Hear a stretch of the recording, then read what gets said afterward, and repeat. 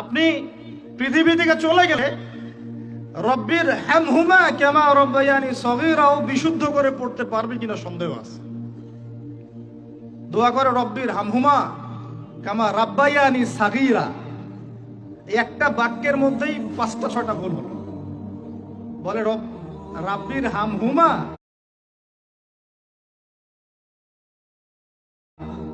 কামা রাব্বায়ানি সাগীরা, এভাবে বলে আপনার ছেলে।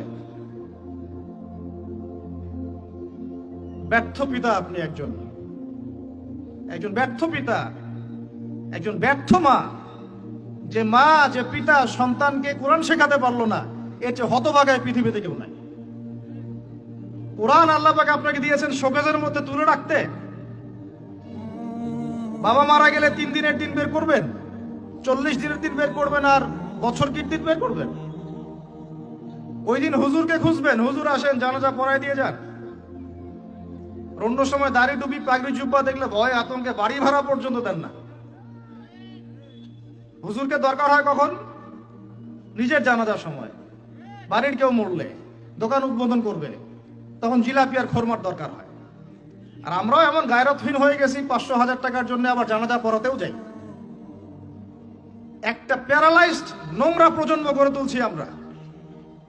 শিক্ষার কিছুই নাই, এখন কিচ্ছু নাই। আপনি কি মনে করছেন আমি আমার আবেগ থেকে কথা বলছি না? প্রত্যেকটা কথার রেফারেন্স এবং দলিল আমি আপনাকে ডিবেট করে প্রমাণ করতে পারবো। ইসলাম তো আস্তে আস্তে মিটিয়ে দিয়েছেনই, এখন যে নৈতিক শিক্ষাটুকু ছিল সেটাও নাই। এরা সার্টিফিকেটের জন্য পড়াশোনা করে, অনলি ফর চাকরি, অনলি ফর একটা ইন্টারভিউ। এই শিক্ষায় শিক্ষিত হয়ে এই জাতি কোনোদিনও সফল হতে পারবে না ইনশাআল্লাহ তাআলা, কোনোদিনও না। ইসলাম বিবর্জিত কোন শিক্ষা ব্যবস্থা দিয়ে আল্লাহর জমিনে মুসলমানরা অধঃপতন ছাড়া আর কিচ্ছু পাবে না। ইসলাম বিবর্জিত কোন শিক্ষা ব্যবস্থা দিয়ে আল্লাহ পাকের জমিনে মুসলমানরা মার খাওয়া ছাড়া কোনো পথ নাই। মূল কথায় আসেন। মূল কথা হচ্ছে আমরা ইসলামিক ফ্যামিলিতে জন্ম নিয়েছি, কালিমা লা ইলাহা ইল্লাল্লাহ এর অর্থই বুঝি না। আমরা ঈমান ভঙ্গের কারণ জানি না। ঈমান ভঙ্গের 10টা কারণ আছে, এটা আমরা জানি না। আমরা হয়তো অনেকে জানি ওযু ভঙ্গের কারণ কয়টা, কোন কোন কাজ করলে, কোন কোন কথা বললে ঈমান ভঙ্গ হয়ে যায়, এটা আমরা জানি না। মুসলিম পরিবারে জন্ম নিয়েছি, আমরা ইসলামের এই নেয়ামত মোটেই স্বীকার করতে পারি নাই, বুঝতে পারি নাই। যারা সংগ্রাম করে, সবর করে, রক্ত দিয়ে, জীবন দিয়ে ইসলাম প্রতিষ্ঠা করেছিলেন নবীর যুগে, তারা বুঝতেন ইসলামের স্বাদ কি, তৃপ্তি কি, ইসলামের নূর কি জিনিস। রেডিমেড পেয়েছি ইসলাম, ইসলামের আলিফ পর্যন্ত আমাদের ভিতরে ঢোকে নেই এখনো। শিরক, শিরক কত প্রকার, কি কি, ম্যাক্সিমাম জানে না, ম্যাক্সিমামই না। মুসলিম পরিবারে জন্ম নিয়েও ওই যে মাজার পূজা করছে, কবর পূজা করছে, তার ধারণা যে ওইখানে গেলে আল্লাহকে পাওয়া যাবে। শিরক কি কেন জানে না। মুসলিম পরিবারে জন্ম নিয়ে বলছে যে এই বিশ্বটা আল্লাহ পাক সৃষ্টি করেন নাই, নাউজুবিল্লাহ, বিগ ব্যাং থেকে সৃষ্টি হয়েছে। কথা কি বুঝতে পারেন? বুঝেন নাই মনে হয়, নাকি আমি ভুল জায়গায় ভুল বাস করতেছি? মুসলিম পরিবারে জন্ম নিয়ে বলছে মহাবিশ্ব বিগ ব্যাং থেকে সৃষ্টি হয়েছে, মানে আল্লাহ সৃষ্টি করেন নাই। বুঝেন বিগ ব্যাং কি জিনিস? আল্লাহ পাক সূরা আম্বিয়াতে বলেছেন, আওয়ালাম ইয়ারাল্লাযীনা কাফারু, কাফেররা কি দেখে না, আন্নাস সামাওয়াতি ওয়াল আরদা, এই পুরো 7 আকাশ এবং এই জমিন পৃথিবী, কানাতা রাতকান ফাফাতাকনাহুমা, এটা একটা বিন্দুর মধ্যে ছিল। 7 আকাশ এবং জমিন এক বিন্দুর মধ্যে ছিল। ফাফাতাকনাহুমা, আমি আল্লাহ এটাকে বিস্ফোরিত করে আলাদা করে দিলাম। সুবহানাল্লাহ। তাহলে কে আলাদা করলো? এখনকার শিক্ষানীতি আপনাকে বলবেন না, আল্লাহর কনসেপ্ট এখানে নাই, ওটা অটোমেটিক্যালি সৃষ্টি হয়েছে। এবং আপনি পরীক্ষায় পাশের জন্য সেটা লিখবেনও, আপনি নিজেও মুশরিক হয়ে গেলেন। লা ইলাহা কালিমা পড়ার পরেও, লা ইলাহা ইল্লাল্লাহ কালিমা পড়ার পরেও মুশরিক হয়ে গেলেন। আল্লাহ পাকের হালাল অর্থনীতি আমরা হারাম করে দিলাম, আল্লাহ পাকের হারাম অর্থনীতি ফরজ করে নিলাম। সুদ এখন ফরজ পুরো বিশ্বে, কেউ সুদের বাইরে নাই। আমি আপনি কেউ না, কেউ না। এবং যে কাগজের টাকা ইউজ করছি এর মধ্যে সুদ আছে। ইলেকট্রনিক মানি ইউজ করছি, এর মধ্যেও সুদ আছে। কে বুঝাবে এগুলা মানুষকে? আমরা তো পরে আসি হাত বাঁধা নিয়ে, কে কোথায় হাত বাঁধি, আমিন জোরে না আসতে, এইগুলোই আমাদের আলোচনার ইস্যু। ওদিকে যে গোড়াতেই আমার একদম আগুন লেগে গেছে, ওর কোনো খবরই নাই। আমরা সিলি বিষয়গুলো নিয়ে, সিলি বলছি এই তুলনায় যেগুলো মুস্তাহাব পর্যায়ের আমল, এগুলো মুস্তাহাব পর্যায়ের আমল, সুন্নাত সর্বোচ্চ। আমরা ফুকাহায়ে কেরামের পরিভাষায়, উসুলের পরিভাষায় এটাকে বলি মুস্তাহাব পর্যায়ের আমল। আমরা এইগুলো নিয়ে ঝগড়া করে মসজিদ ভাগ করতেছি।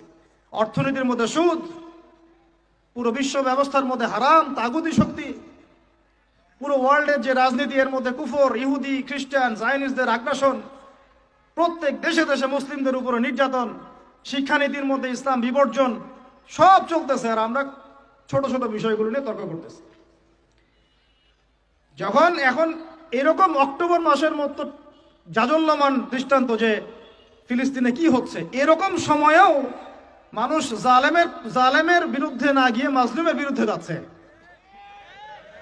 এইরকম ইস্যুতেও মানুষ মাজলুমদের পক্ষ না নিয়ে, কিছু কিছু মানুষ মাজলুমদের পক্ষ না নিয়ে জালেমদের পক্ষ নিচ্ছে, সমাজে শায়েখ পরিচয় দিচ্ছে। লজ্জা, মানুষের লজ্জা যখন থাকে না, মানুষ যা ইচ্ছা তাই বলতে পারে, যা ইচ্ছা তাই করতে পারে। এরকম একটা অবস্থায় মানুষ কিভাবে জালেমদের পক্ষ নিতে পারে? তো বিশ্ব সম্পর্কে তো চোখ কান খোলা রাখতে হবে আপনাকে আমাকে। মূল সমস্যাটা হচ্ছে এইগুলাই, আমরা মুসলিম পরিবারে জন্ম নিয়েছি ঠিকই, ইসলাম কি ভাই বুঝি না, শিরক কি ও কেন, কত প্রকার কি কি জানি না, তাওহীদ কত প্রকার কি কি বুঝি না, তাওহীদ রুবুবিয়্যাহ এই শব্দটা আপনার সিলেবাসেই নাই। 25 বছর পড়াশোনা করছেন, তাওহীদ রুবুবিয়্যাহ শিখেছেন? তাওহীদ উলুহিয়্যাহ এই শব্দই নেই আপনার বইয়ের মধ্যে। তাওহীদ আসমা ও সিফাত এই শব্দটাই নাই। এখন তো এই বইটাই নাই, বাতিল, অপশনাল সাবজেক্ট। সায়েন্সের মধ্যে নাই, কমার্সের মধ্যে নাই, আর্টসের মধ্যে অপশনাল সাবজেক্ট। আল্লাহর গজব ডেকে নিয়ে আসতেছেন আপনারা। আল্লাহর গজব, ওয়াল্লাহি আল্লাহর কসম করে বলতেছে, আল্লাহ পাকের গজব আপনারা জোর করে ডেকে নিয়ে আসতেছেন। সমকামিতাকে প্রমোট করে, ট্রান্সজেন্ডারকে প্রমোট করে, শিক্ষা থেকে ইসলামকে বাদ দিতে দিতে, সুদ ভিত্তিক অর্থনৈতিক ব্যবস্থার মধ্য দিয়ে, পশ্চিমাদের আনুগত্যের মধ্য দিয়ে আল্লাহ পাকের গজব জোর করে টেনে আনতেছেন আপনারা। আমরা সতর্ক করতেছি আপনাদেরকে, আল্লাহর গজব চলে আসলে কেউ রেহাই পাবে না, না ভালো আর না মন্দ, কেউই না, কেউ না। আর আমরা যারা ভালো সাজার চেষ্টা করতেছি, ভাই আমি নিজে বাঁচলে বাপের নাম, ওর উপরে আগে সবার আগে আযাব আসবে, ওর উপরে আগে আযাব আসবে। কারণ সে জানতো, জেনেও কথা বলে নাই কেন, জেনেও মানুষকে সতর্ক করে নাই কেন। আমি কথাগুলো খুব ক্ষোভ থেকে বলতেছি, কারণ এগুলো দেখতে দেখতে দেখতে দেখতে আর সহ্য করতে পারতেছি না। কুলু কাওলান সাদীদা, একদম স্বচ্ছ সোজা কথা বলো, যাতে মানুষ, আমার ভাই আপনারা সত্য মিথ্যা চিনে নিতে পারেন। যখন উম্মতের উপর যখন কোনো পরীক্ষা আসে, ভালো করে বোঝেন, উম্মার উপর যখন কোনো পরীক্ষা আসে, যখন আপদ বিপদ বিপর্যয় আসে, ওই সময় আপনি চিনতে পারবেন কে প্রকৃত কাফের, কে জালেম, কে মুনাফিক, আর কে প্রকৃত মুমিন। কথা বোঝা যাচ্ছে? এখন সেই অবস্থা চলতেছে। মুসলিম পরিবারে জন্ম নিয়েছেন ভাই, তাওহীদ শিখতে হবে কিনা? তাওহীদ 3 প্রকার, রুবুবিয়্যাত, উলুহিয়্যাত, আসমা ও সিফাত। আরেকদিন আপনাকে বোঝাবো ইনশাআল্লাহ। শিরক 3 ভাবে হয়, একইভাবে। শিরক আকীদায় হয়, শিরক আমলে হয়, শিরক কথা কাজে হয়, শিরক চিন্তায় হয়, শিরক আপনার আসমা ও সিফাতেও হয়, অনেকভাবে হয়, কথায় হয়, কাজে হয়, চিন্তায় হয়, ইত্যাদি।